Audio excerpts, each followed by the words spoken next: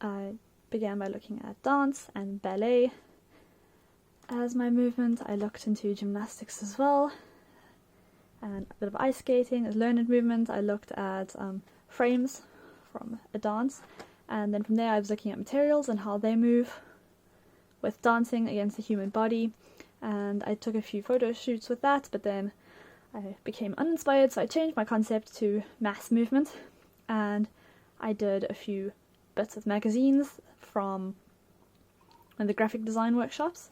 I looked at different types of movement en masse, and from there I was looking at flocks of birds, and moved on to graphic design, looked at patterns to do with movement. I did a few collages and mood boards for migration, movement, bird flocks, flying.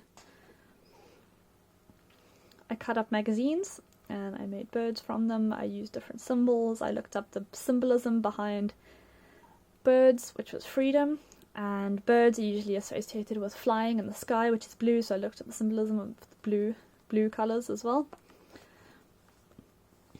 There's my finished mood board that I created. I used the definition of freedom and the symbols of birds, and the word confinement is in a cage. I looked up different freedom figures associated with freedom, and one was Nelson Mandela and Che Guevara, and I used a potato print with different birds and black paint and printed, drew the outline and then printed within with the potatoes. This was the graphic design collage workshop, and the idea behind it was try and you couldn't stop the movement. They were free, trying to stop the birds from flying, and they flew right through the hand. This is another graphic design workshop creating a logo.